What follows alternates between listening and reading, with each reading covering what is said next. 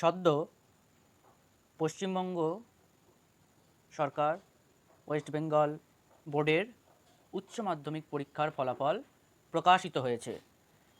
এই মুহূর্তে প্রত্যেক শিক্ষার্থী এবং অভিভাবক অভিভাবিকার মনে একটি বড় প্রশ্ন, এই উচ্চ মাধ্যমিকের পর কি করবে আমার সন্তান, বা আমরা কি করব এইবারে, কোন স্ট্রিম নিয়ে পড়াশোনা করব, কোন দিকে গেলে ব্রাইট ফিউচার পাওয়া যাবে। তো এটি একটি বড় প্রশ্ন। তো আমরা এই নিয়েই আলোচনা করব আজকের এই ভিডিওটিতে, যে আমরা কোথায় পড়ব, কিভাবে পড়ব এবং কি নিয়ে পড়লে দ্রুত সফলতা আসবে, বা কি নিয়ে পড়লে আমাদের ভবিষ্যৎ আরও উজ্জ্বল হবে। তো প্রথমে আমরা দেখব উচ্চ মাধ্যমিকে মোট 3টি স্ট্রিম থাকে। একটি আর্টস, একটি সায়েন্স আর একটি কমার্স। এই 3টি স্ট্রিমের মধ্যে সবচেয়ে বেশি সুযোগ থাকে এই সায়েন্স স্ট্রিম নিয়ে যারা পড়াশোনা করেন। এদের কাছে অনেকগুলি অপরচুনিটি থাকে। প্রথম অপরচুনিটি, তারা জয়েন্ট এন্ট্রান্সে বসতে পারে, নিট পরীক্ষায় বসতে পারে, যেটা তাদের কাছে ডাক্তারি এবং ইঞ্জিনিয়ারিংয়ের একটি বড় সুযোগ খুলে দেয়। অথবা তারা ফিজিক্স, ম্যাথমেটিক্স বা কেমিস্ট্রিতে পড়াশোনা করেও তারা পরবর্তীতে আইআইটিতে এন্ট্রান্স পরীক্ষার মাধ্যমে প্রবেশ করতে পারে। এছাড়া আরও নানাবিধ সুযোগ সুবিধা রয়েছে এই সায়েন্স স্ট্রিম নিয়ে যারা পড়ে তাদের কাছে। সেই তুলনায় আর্টস এবং কমার্স, এই দুটি স্ট্রিমে কিন্তু সুযোগ সুবিধা অপেক্ষাকৃত কম। তো আমি আজকে মূলত যেই বিষয়টিতে আলোচনা করব, যারা আমরা ভালো সায়েন্সের স্টুডেন্ট, তাদের কিন্তু লক্ষ্য খুঁজে নিতে খুব বেশি অসুবিধা হয় না, কারণ তাদের বিষয় নিয়ে তারা পড়াশোনা করে এবং পরবর্তীতে তারা নির্দিষ্ট জায়গায় সুযোগ পেয়েও যায়। কেউ বিটেক করে নেয়, কেউ বা ডাক্তারি নিয়ে পড়াশোনা করে, অথবা কেউ অনার্স পড়ে পরবর্তীতে বিভিন্ন স্কুল কলেজে তারা চেষ্টা করে। কিন্তু সমস্যায় পড়ে যায় এই আর্টস, কমার্স এবং সায়েন্স বিষয় নিয়ে পড়াশোনা করবার পর যারা সায়েন্সে ভালো ফলাফল করতে পারে না, যাদের রেজাল্ট আশানুরূপ হয় না, সেই ছাত্রছাত্রীদের ভবিষ্যৎ কিন্তু অনেকটাই শঙ্কার মধ্যে চলে আসে।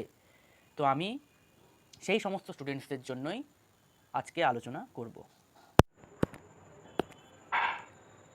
আমার মতে প্রত্যেকের উচিত, যারা আর্টস বিষয় নিয়ে পড়ো, বা যারা কমার্স বিষয় নিয়ে পড়ো, অথবা যারা সায়েন্সে খুব ভালো ফলাফল করতে পারোনি, সায়েন্সে যারা ভালো ফল করতে পারোনি, তাদের প্রত্যেকের উচিত এখন থেকেই কম্পিটিটিভ পড়াশোনা শুরু করা। অনেকেই আমরা ভুল করি, গ্র্যাজুয়েশনটা আমরা আগে করবার চেষ্টা করি, গ্র্যাজুয়েশনটাকে আমরা করার চেষ্টা করি, কিন্তু প্রত্যেকের উচিত গ্র্যাজুয়েশন করার পাশাপাশি কম্পিটিটিভ এক্সামের জন্য প্রিপারেশন নেওয়া। তবে কি হবে, গ্র্যাজুয়েশনের যে 3 বছর, এই 3 বছর সময়ে আমার একটি ডিগ্রি অর্জন হবে গ্র্যাজুয়েশন, পাশাপাশি আমার কম্পিটিটিভ প্রিপারেশনটা চলবে। এতে কি হবে, আমার সময় অনেক সেভ হবে। যদি আমি গ্র্যাজুয়েশনের পরে কম্পিটিটিভ শুরু করি, সেক্ষেত্রে আমার 3 বছর আমি পিছিয়ে যাব। সেজন্য প্রত্যেকের উচিত, যারা আমরা আর্টস নিয়ে পড়ছি, বা আমরা কমার্স নিয়ে পড়ি, অথবা আমরা যারা সায়েন্সে দুর্বল আছি, তাদের প্রত্যেকের উচিত অপেক্ষাকৃত একটু ইজি সাবজেক্ট চুজ করা, গ্র্যাজুয়েশনে একটু ইজি সাবজেক্ট চুজ করা এবং পাশাপাশি কম্পিটিটিভের ওপর জোর দেওয়া। তাহলে কি হবে, যখন আমরা গ্র্যাজুয়েশনের পাশাপাশি 3 বছর কম্পিটিটিভ পড়তে পারবো, 3 থেকে 4 বছর, তখন একটি ডিগ্রির পাশাপাশি আমার কম্পিটিটিভের বেস তৈরি হয়ে যাবে, বেসটা তৈরি হয়ে যাবে। এই বেস যখন তৈরি হয়ে যাবে, আমি তখন পরবর্তী যে কোনো পরীক্ষায় বসবো, তখন কিন্তু আমার সফলতা আস্তে আস্তে আসবে। কিন্তু যদি আমরা গ্র্যাজুয়েশনের পর থেকে শুরু করি, তাহলে কি হবে না? হবে, কিন্তু সেক্ষেত্রে আমাদের বয়সটা অনেক বেড়ে যাবে।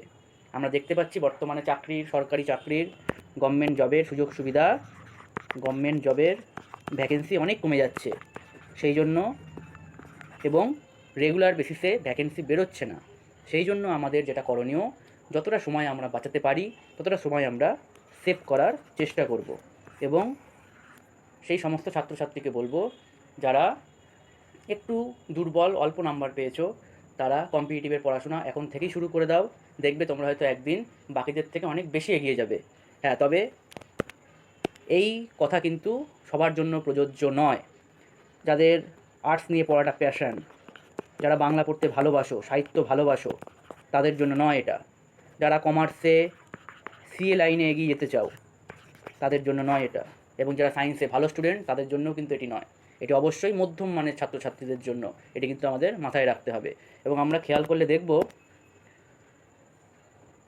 সেন্ট্রাল গভর্নমেন্টে